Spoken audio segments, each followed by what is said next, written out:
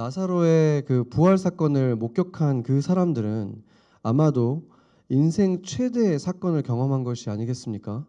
장례식에 참여하러 갔는데 그 장례식의 주인공이었던 그 죽었던 사람이 살아나는 것을 봤잖아요. 얼마나 놀라운 일이었겠습니까? 정말 일생일대의 사건을 목격한 것이고, 그랬기 때문에 그들 가운데 많은 사람들이 예수를 믿게 되었다, 이렇게 말합니다.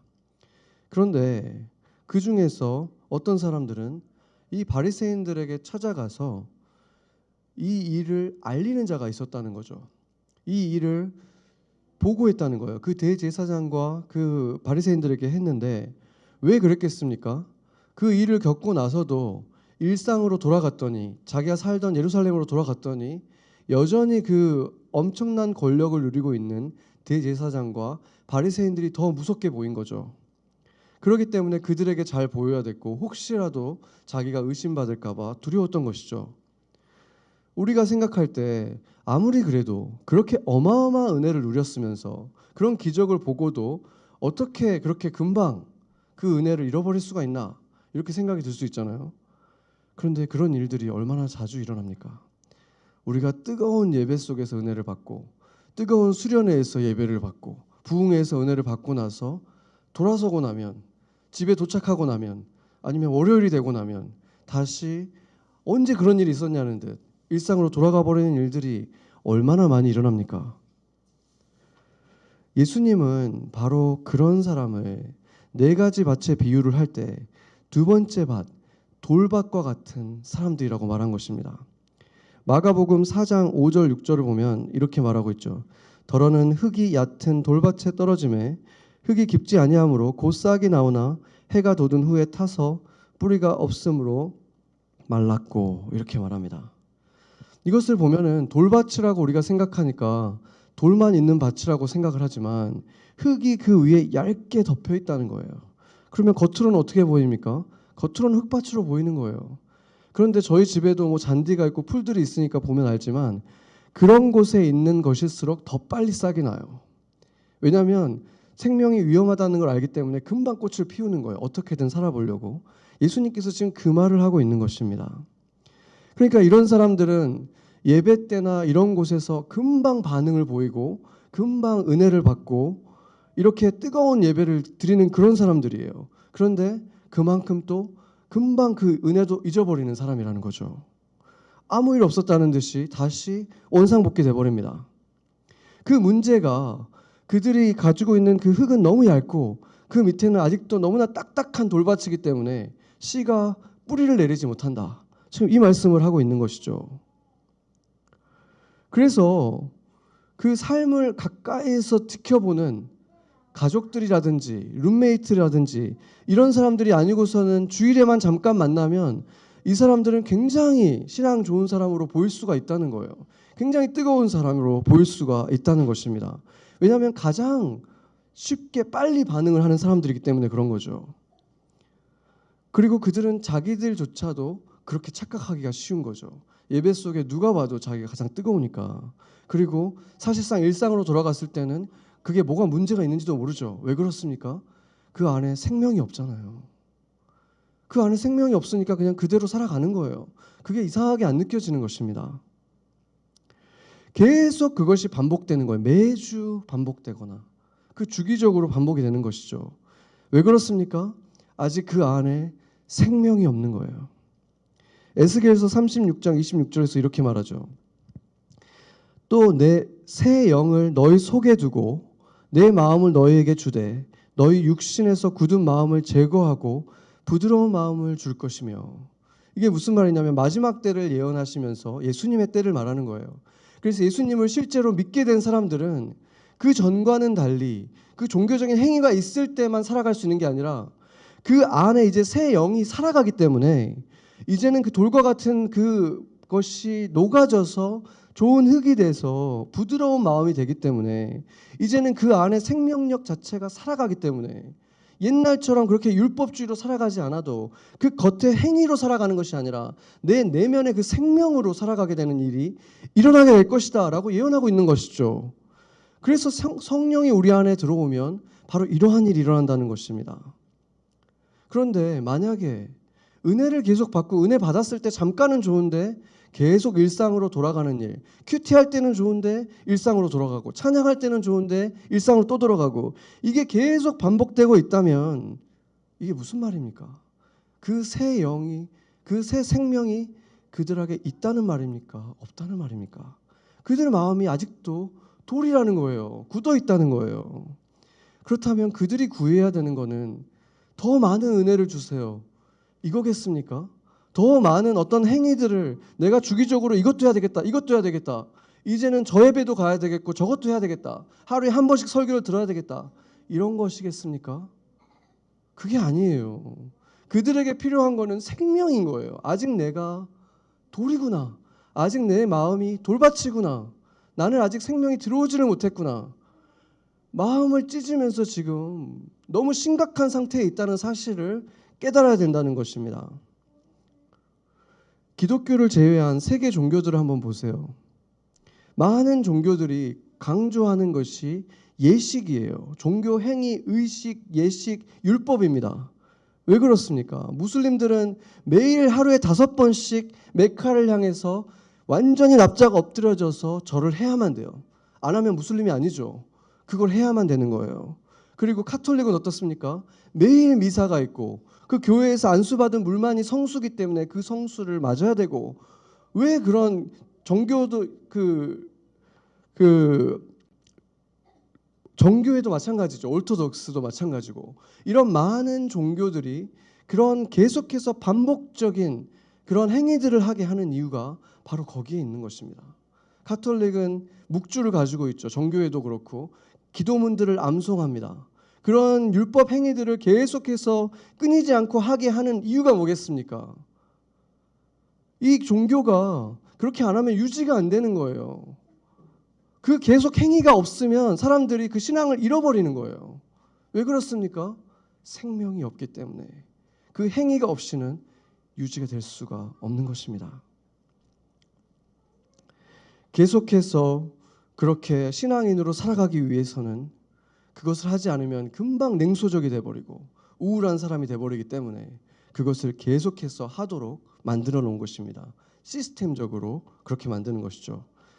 이번에 뭐 다른 지역들도 마찬가지지만 미국도 거의 5달 동안이나 모이는 예배가 거의 불가능한 상태에 있었잖아요.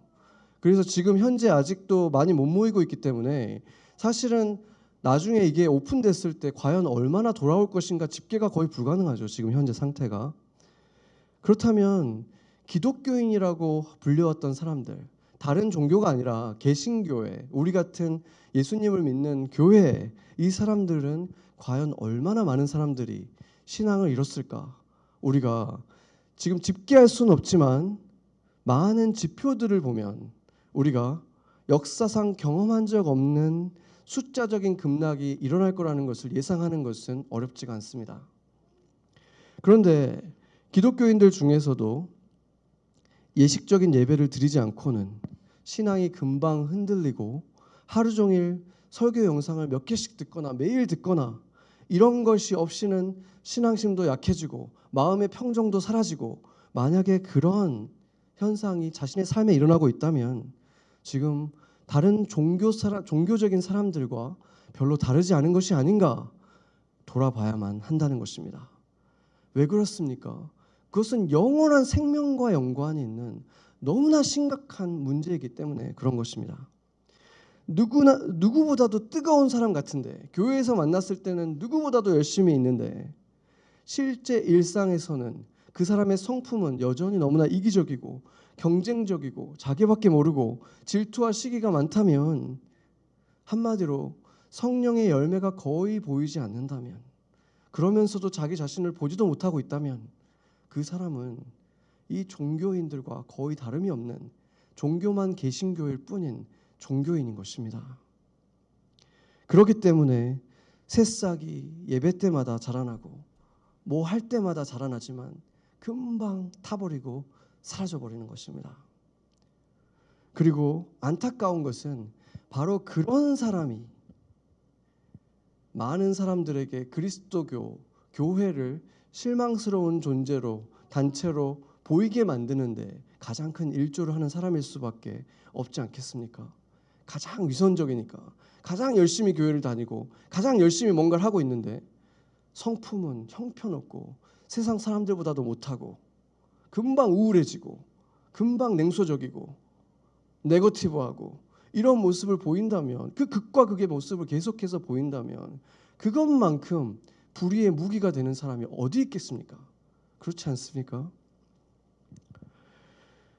우리 교회를 포함한 많은 교회들이 몇 개월 동안 모이지 못하는 그러한 일들이 있었지만, 그것은 우리가 모이고 싶지 않아서 모이지 못한 것이 아니었죠. 모이지 않은 것이 아니었죠. 그것은 오히려 다른 사람들에게 혹시 피해가 될까 봐, 혹시 약한 사람들이 있고 아픈 사람들이 생길 수 있고 생명의 위험까지 되는 사람들이 있기 때문에 사랑과 배려 차원에서 우리는 모이지 못한 것입니다. 그래서 인류 역사상 정말 전례 없었던 이런 온라인 예배라고 하는, 모이지도 못하는, 어떻게 보면 예배 같지 않은 그런 예배를 드려왔음에도 성령의 사람들, 그 안에 생명이 있는 사람들은 결코 서로를 사랑하는 마음이 식어지지도 않았고 주를 사랑하는 마음도 더 뜨거워지는 시간을 보냈을 것입니다. 주 안에서 그 생명이 있기 때문에, 그 생명이 사랑이기 때문에 하나님을 향한 사랑도, 다른 사람들을 향한 사랑도, 성도들을 향한 사랑도 식어질 수가 없는 것입니다. 순간순간 쓸쓸한 마음이 없을 수는 없죠. 정말 사랑하는 그 사람들을 보지 못하니까 쓸쓸한 마음은 없을 수 없지만, 우리가 가족들 있잖아요. 특히나 우리 뉴욕에 살아가는 우리들은 가족들 몇 년 동안 못 보기도 하잖아요. 그런데 만나면 어떻습니까? 어떤 느낌이 듭니까? 어제 만났던 사람 같잖아요. 너무 반갑지만, 그렇죠, 어제 본 것 같고 아까 만난 것 같고. 이번에 저도 그런 걸 느꼈어요. 정말 너무 반갑고 너무 사랑하니까 만나면 어떨까 막 이랬는데 막상 만나니까 어제 만난 것 같은 거예요. 5달을 못 만났는데.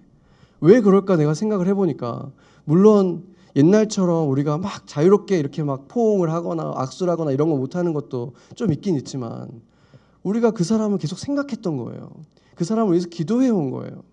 그러니까 내 마음속에서 한 번도 떠난 적이 없는 거예요. 가족들처럼 내 가슴에 있었던 사람이기 때문에, 인사도 만났는데도 막 이렇게 오버 안 해도 그냥 자연스럽게 어제 만난 것처럼 만날 수 있는 것을 경험을 했습니다.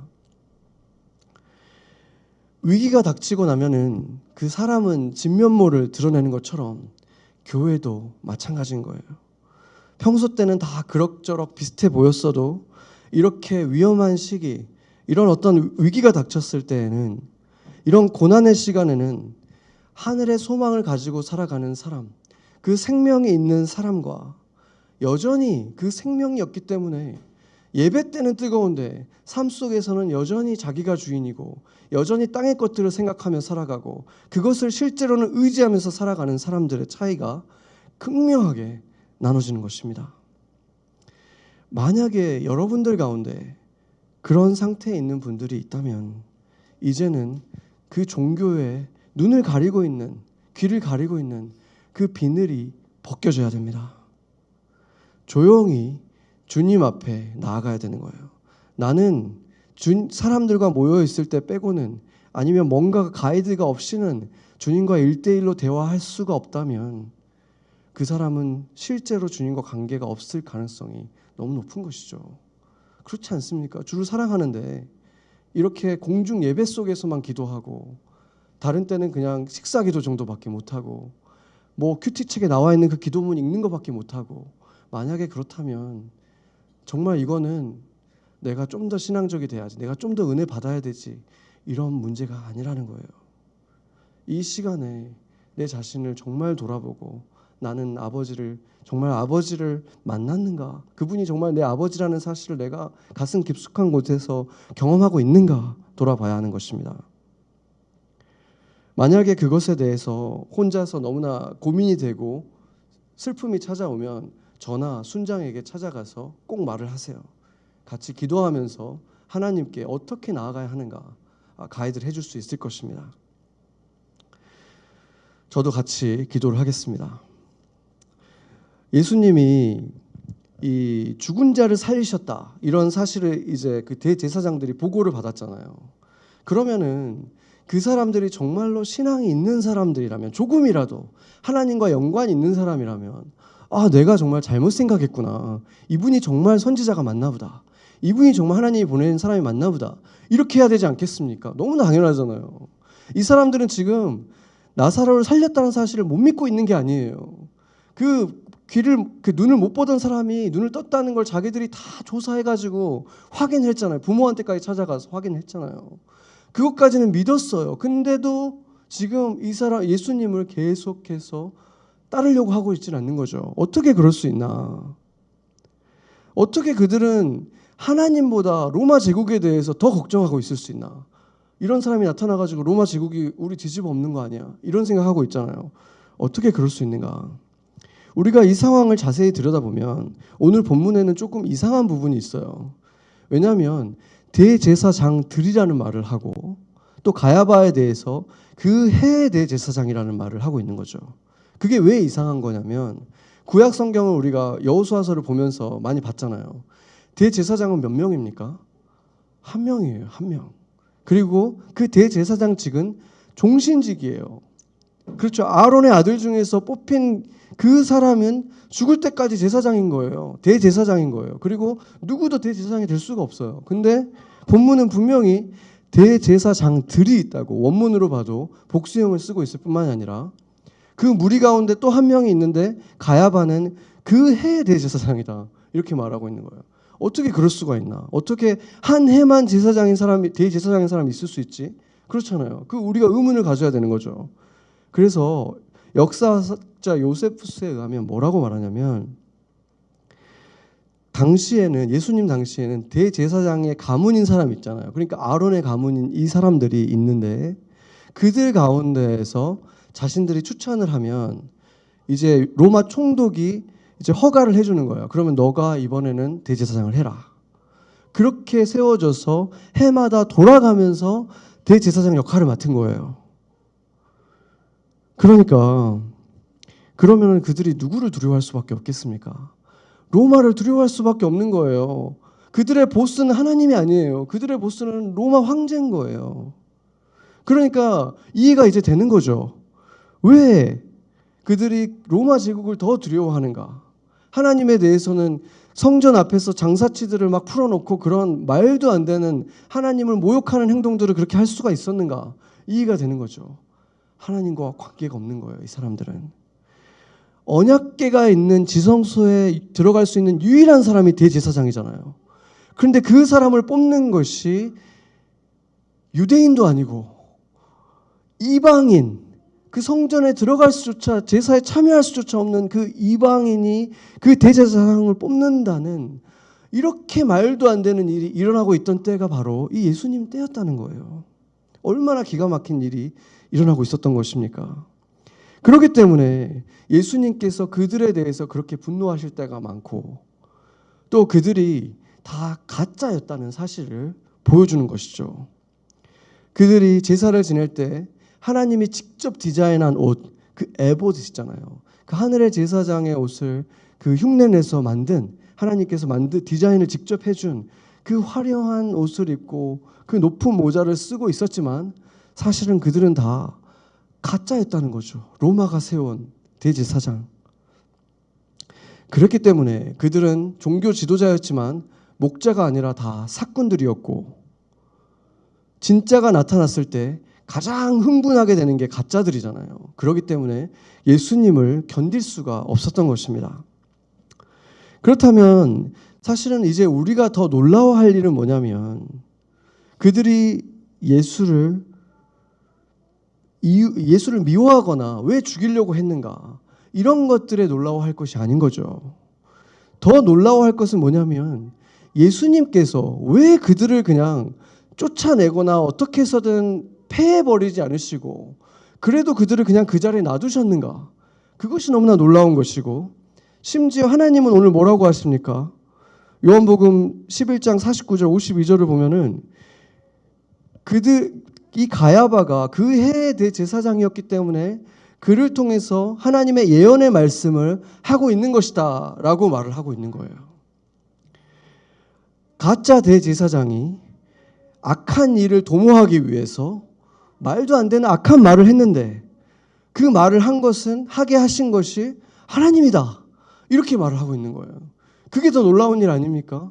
이 엉터리 완전 가짜 사꾼에게 그럼에도 불구하고 그가 대제사장으로 서 있다는 이유로 뭔가 인정해주고 있다는 이 사실, 이게 사실은 더 놀라운 일인 거죠. 그러고 보면은 성경에서는 그러한 예들이 아주 자주 등장하죠.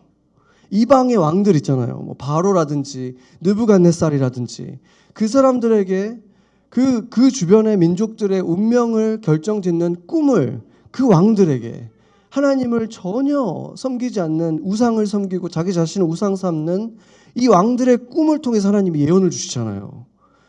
그들이 왕이기 때문에 하나님이 그들을 통해서 뭔가 하시는 거예요. 그런 일들이 계속해서 등장하고 있고 또 우리가 수요 예배 때 구약 성경을 보면은 무슨 일이 일어납니까? 거기에서 발람이라고 하는 모압의 선지자의 입을 통해서 축복과 저주의 말씀을 하시는데 그 말씀이 누가 주신 말씀을 하죠?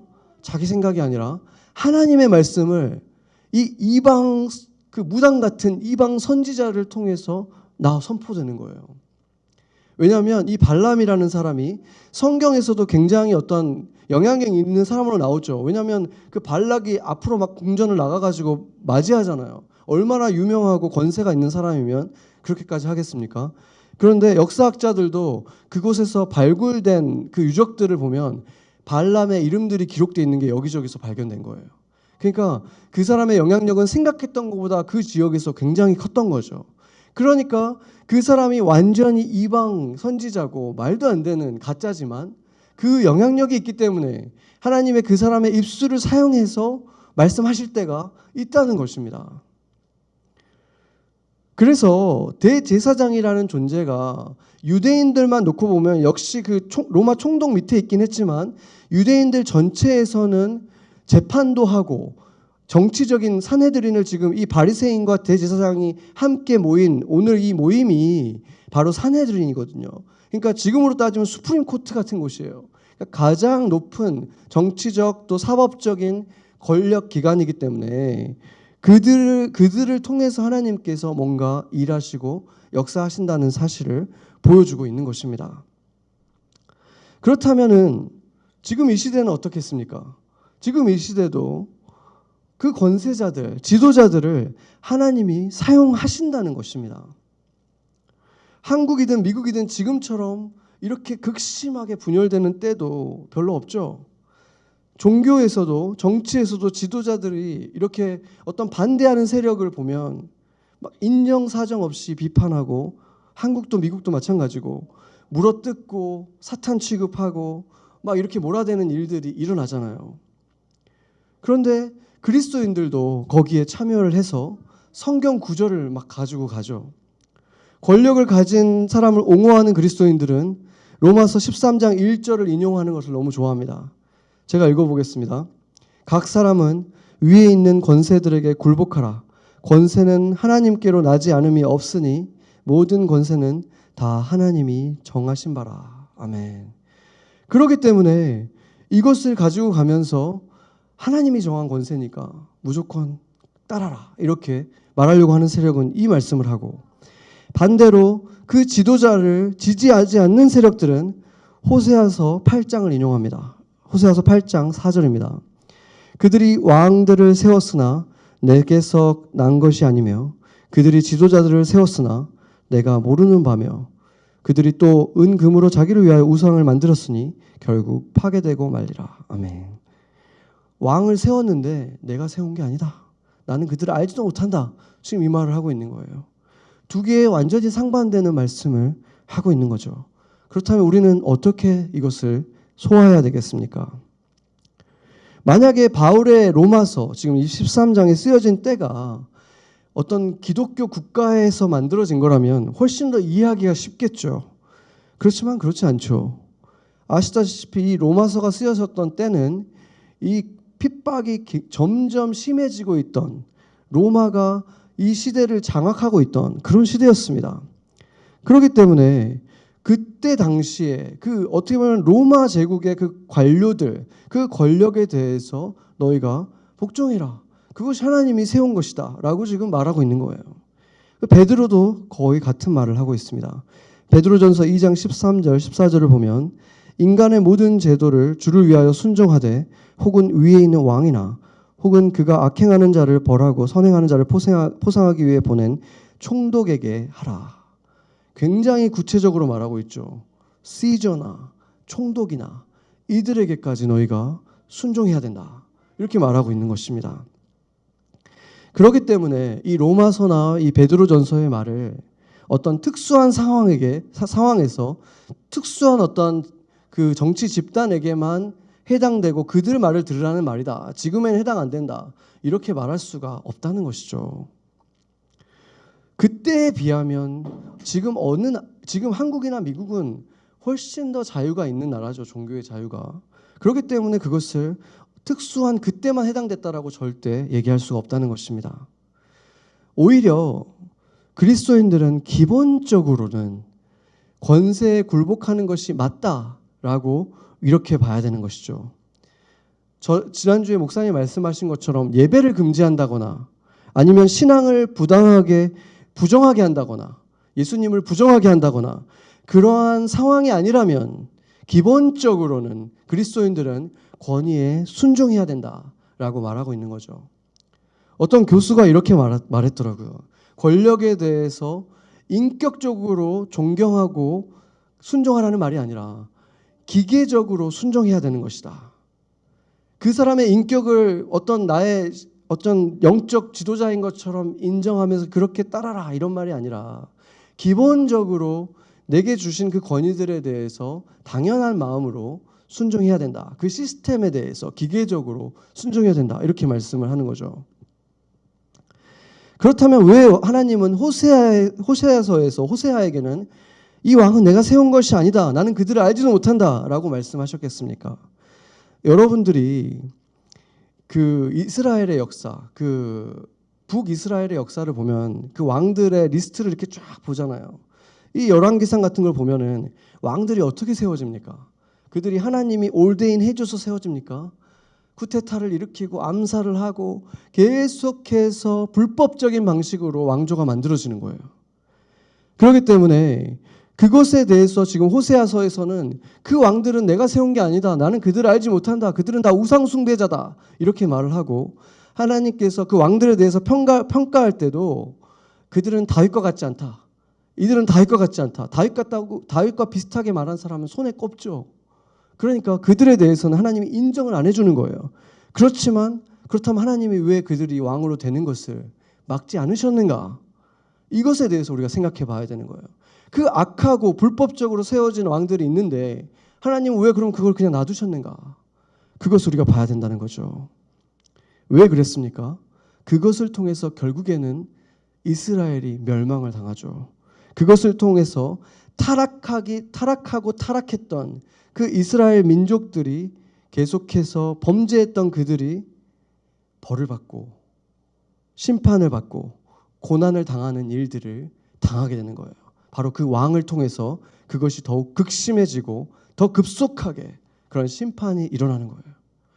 그 왕이 그 나라를 더럽혔다기보다는 이미 더럽혀져 있기 때문에 그런 왕이 세워졌고 그 왕이 세워졌을 때 더 급속하게 타락하고 더 쉽게 멸망하는 일이 일어났다는 것입니다. 결국 이 두 가지를 다 종합해 보자면 하나님이 축복을 하기 위해서 훌륭한 지도자를 세워줄 때가 있고 하나님이 그 땅을 벌하시고 정결하게 하기 위해서 그들의 자신의 모습을 보게 하기 위해서 그런 악한 왕이 세워지는 것을 막지 않으신다는 것. 그 악한 지도자를 통해서 그 민족들이 받게 되는 고통을 하나님께서 내버려 두는 것을 통해서 무엇을 원하시는 것입니까? 그 백성이 마음을 찢고 주 앞에 나아와서 다시 회복하기를, 하나님의 얼굴을 구하기를, 왕을 의지하지 않고 주님이 필요합니다라고 나오기를 하나님께서 기대하시면서 하셨던 일이라는 것입니다. 그런 일을 할 때에도 우리가 정치적인 투쟁을 통해서 하라는 것이 아니라, 그러니까 그런 상황에 있을 때 우리가 어떻게 지도자를 원망하겠습니까? 그는 그냥 우리의 모습을 보여주는 거울일 뿐인데, 그렇지 않습니까? 우리 그리스도인들은 그런 상황이 일어났을 때 그것이 바로 우리의 영적 상태구나, 우리가 여기까지 왔구나 생각하면서 주님 앞에서 자신을 먼저 돌아보고 남의 탓을 하기 전에 먼저 주 앞에서 회개해야 된다는 것입니다. 회개의 일들이 교회마다 일어나야 된다는 것입니다. 근대 기독교의 선지자와 같았던 C.S. 루이스가 이렇게 말을 했죠. 기독교는 절대로 정치 집단화돼서는 안 된다. 그러는 순간 다 무너지고 망한다. 이렇게 경고를 했지만 그게 1930년대에 그렇게 경고를 했어요. 그때 그것도 두 부류로 굉장히 나눠지고 있었거든요. 그런데 영국의 기독교가 그의 그 말을 들었습니까? 듣지 않았죠. 그리고 결국 영국의 기독교는 지금 어디 있습니까? 망한 거예요. 정치 집단화 됐고 망한 거예요. 그리고 미국의 전도자도 80년대에 이렇게 말했습니다.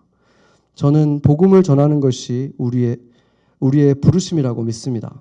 저도 미국에서 복음과 종교의 자유를 지키고 싶습니다.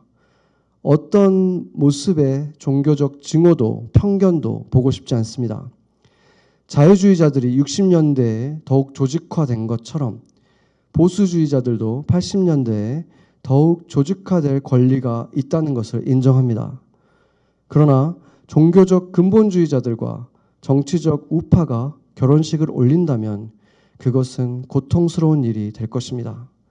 강경 우파는 사람들을 이용하는 것 외에 종교에 아무런 관심이 없기 때문입니다.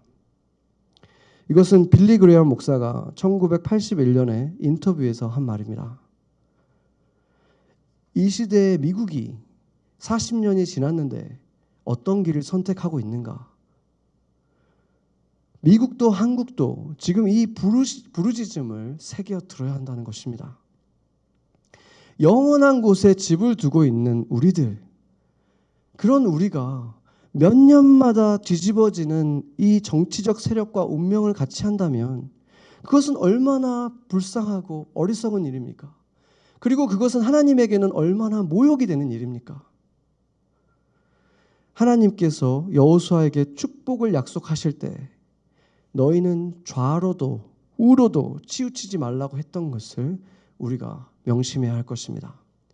우리가 각자의 배경이 있기 때문에 누구나 한쪽으로 치우치는 성향을 가지고 있습니다. 그것을 인정해야 돼요. 저에게도 있어요. 그러나 강단 위에서 또는 교회에서 사람들과 나눌 때 그것에 대해서는 각별히 조심해야 되는 것이죠. 만약에 강단을 어떤 정치의 목적화, 성교 유세에 사용한다면 그것은 하나님을 모욕하는 일이 될 것입니다. 예수님께서 오늘 52절에 보면 뭐라고 말했습니까? 예수님께서 죽으신 이유가 뭐라고 말했냐면 52절 한번 같이 읽어보죠. 같이 읽겠습니다. 또 그 민족만 위할 뿐 아니라 흩어진 하나님의 자녀를 모아 하나가 되게 하기 위하여 죽으실 것을 미리 말함이로라. 아멘.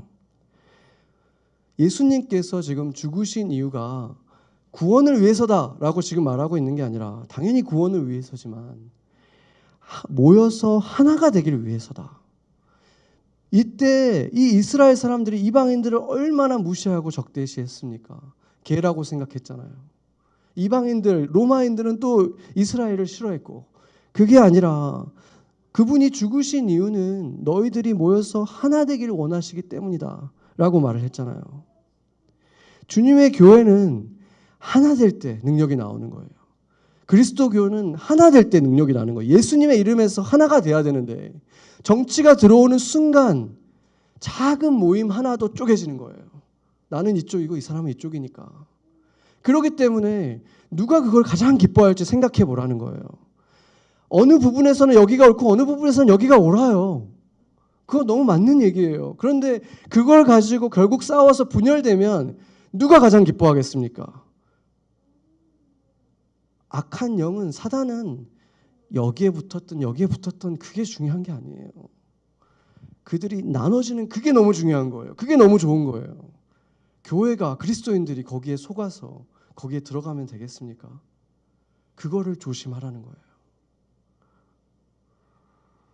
그래서 그리스도인들은 기본적으로 하나님이 세워준 지도자에 대해서 기본적으로 순종하되, 사람들의 욕심에 의해서 범죄에 의해서 세워진 지도자라고 할지라도 기본적으로 순종하되, 그를 멸시해서는 안 되고, 만약에 그 사람의 모습이 기독교를 전혀 대변하고 있지 않다면 우리가 마음을 찢으면서 기도하면서 그 사람이 변화되기를 기도해야 되는 것이죠. 그 사람이 옳은 결정을 내려주기를 기도해야 되는 것입니다. 그것이 하나님이 교회에 바라는 모습이라고 저는 믿습니다. 그렇다면은 하나님의 말씀을 전하는 자들, 종교 지도자들은 어떻습니까? 목회자들은 하나님이 다 세운 사람들입니까? 그렇지 않다는 것이 오늘 본문에서 이미 나타났죠. 대제사장들은 하나님이 세운 자들이 아니었고 자신의 욕심만을 차리고 있는 삭군들이었습니다. 그리고 성경은 구약이나 신약이나 계속해서 거짓 선지자들에 대해서 경고하는 말들이 계속 나오는 거예요. 마가복음, 마태복음, 거짓 선지자들 양의 옷을 입고 있지만 노략질하는 일이다. 거짓 선지자들이 이적과 기사를 행하겠지만 미혹당하지 말아라. 그들을 피하라. 그들에게 속지 마라. 이렇게 말하고 있죠. 그러니까 아까 그 정치 지도자들, 왕들, 관료들에 대해서는 그들에게 순종하는 태도를 기본적으로 가지려고 했지만 하나님의 말씀을 전하는 자가 가짜일 때는 뭐라고 말했습니까? 인정하지 말고 피하라는 거예요. 이건 다른 문제예요. 영적인 지도자는 가짜면, 삭군이면 그를 결단코 따라가서는 안 되는 것입니다. 그렇다면 진짜 목자를 어떻게 알아볼 수 있겠습니까? 그 사람을 만나면 그 안에 주님을 향한 뜨거운 마음이 있고 주님이 주신 그 메시지가 있어서 그 사람에게서 뜨거운, 전하지 않고서는 견딜 수 없는 복음이 가슴 안에 있는 사람이어야 되는 거죠. 그리고 기본적으로 사람들을 좋아하는 사람이에요. 사람들과 같이 있기를 기뻐하고 좋아하는 사람인 거예요. 부족하죠. 예수님이 아니고 아직도 그 사람도 변해가고 있기 때문에 부족하지만 사랑하기 위해서 스트러글하는 모습을 보이는 사람. 밤이 새서라도 나는 왜 이거밖에 못 되나, 더 사랑하고 싶은데, 그런 고민을 하는 모습이 보여진다면 그런 사람들이 하나님이 세운 목회자라는 것입니다.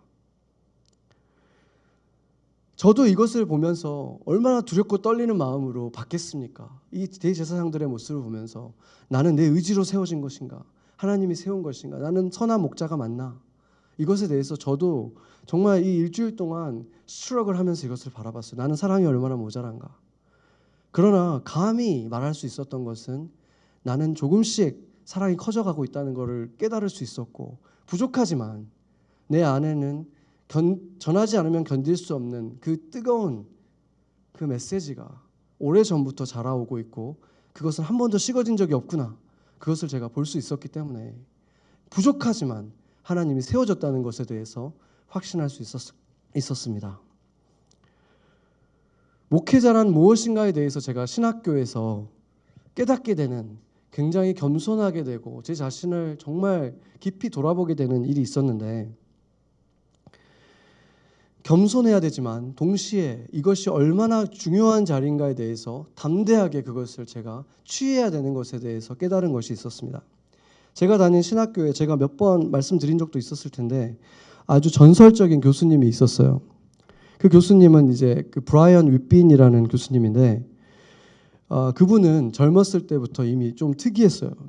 구약을 제대로 배우고 싶다고 해서 그 크리스찬 신학교가 아니라 랍비들이 가는 유대인 신학교를 들어갔어요. 그래서 그러면 거기는 다 히브리어로 가르치잖아요. 히브리어를 배우면서까지 일부러 거기서 공부를 하고, 그 다음에 구약을 이제 원어로 다 공부를 한 거죠. 그런 다음에 이제 이 히브리어가 너무 좋아가지고 그 어원까지, 아람어랑 이 히브리어 이쪽 언어들을 다 배우고 싶고 어원까지 알고 싶어서 그 사막 지역에 들어가서 데절 피플이라고 하는 그 그룹들이 있거든요. 거기에서 몇 년씩 살면서 이 단어가 이렇게 만들어졌구나까지 연구를 막 한 그런 분이에요. 그래서 그러면서도 또 가슴이 진짜 뜨거운 분이라 매년 이스라엘을 한 번도 빠짐없이 방문하고 혼자 방문하는 게 아니라 학생들을 데리고 가가지고 또 그런 걸 가르치고 그것을 너무 기뻐하는 분이에요. 그리고 또 지금은 이제 계속해서 이스라엘을 수십 년, 30년 넘게 방문했기 때문에 그 지역 정세도 너무나 잘 알고 있죠. 그래서 국제기구를 통해서 이스라엘과 팔레스타인의 그 평화를 위해서 그 중재하시고 하는 역할도 맡고 있는 그런 분입니다. 그렇기 때문에 그분이 그 인정을 많이 받고 있고 인기도 굉장히 많으세요. 그래서 그분 수업은 항상 가장 큰 강의실에서 하게 되고 그런데도 꽉꽉 차 있어요. 그러니까 청강생들까지 항상 이렇게 꽉꽉 차 있는 그런 분인데 숙제도 엄청 많고 굉장히 힘든 그런 곳인데 그분이 진짜 특이한 게 이제 페이퍼를 자주 내잖아요. 자주 내면은 보통 교수님들이 한두 줄 이렇게 써주시거든요. 커멘트를 이렇게 하면 좋겠다. 근데 이분은 거의 내 페이퍼만큼 과장하자면 거의 한 장을 꽉 채우는 코멘트를 해주세요. 그렇게 바쁜데 수업도 많고 학생도 많고 그러니까 너무 놀라운 거예요. 그리고 질문이 있어서 이메일로 이렇게 질문을 하잖아요. 이렇게 짧게 이렇게 보내잖아요. 그러면 이만큼 설명을 또 해주세요.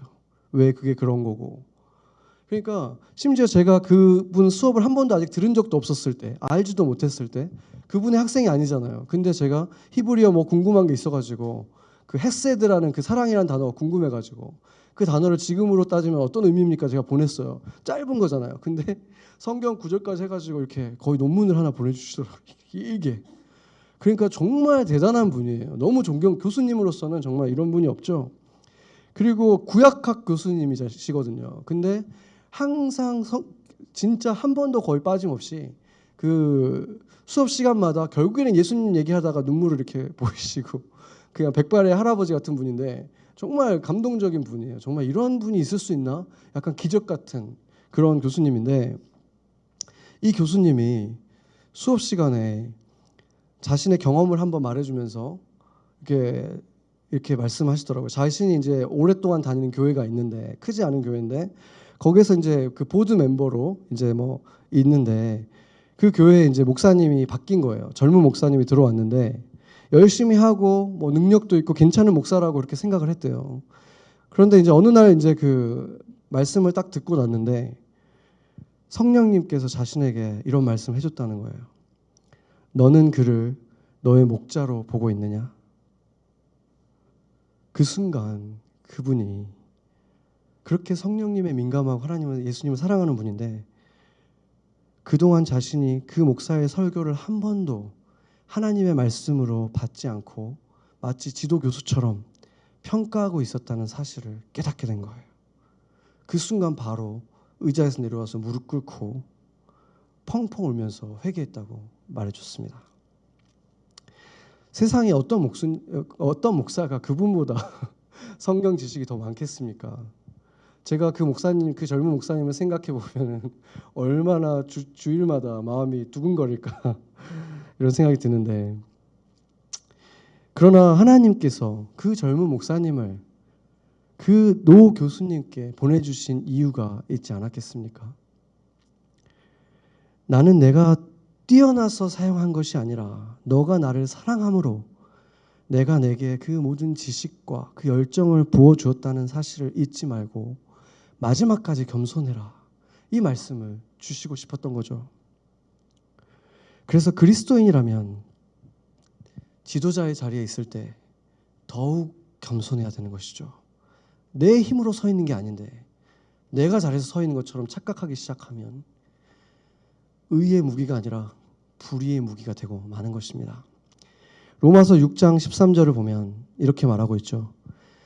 또한 너희 지체를 불의의 무기로 죄에 내어주지 말고 오직 너희 자신을 죽은 자 가운데서 다시 살아나신 자 같이 하나님께 드리며 너희 지체를 의의 무기로 하나님께 드리라.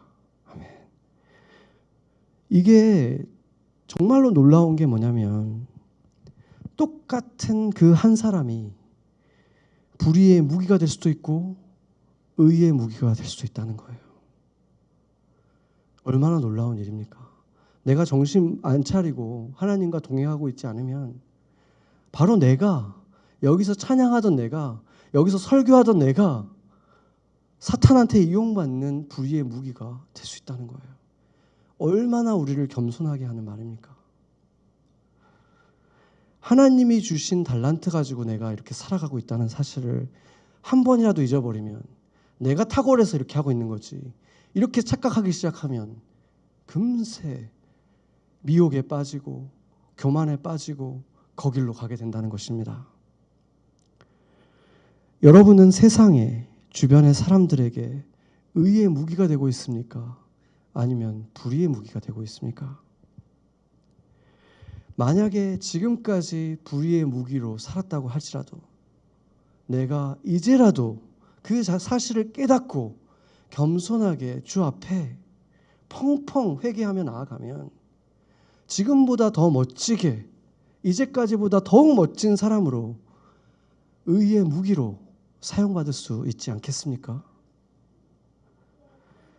우리를 위해서 죽으신 그 예수님을 생각하고 하나 되라고 죽어주신 그분, 하나 되라고 주신 그 생명, 나를 위해서 살아가라고 주신 그 생명, 겸손히 살아가라고 주신 그 생명으로 살아가면 우리는 새롭게 될 수 있어요.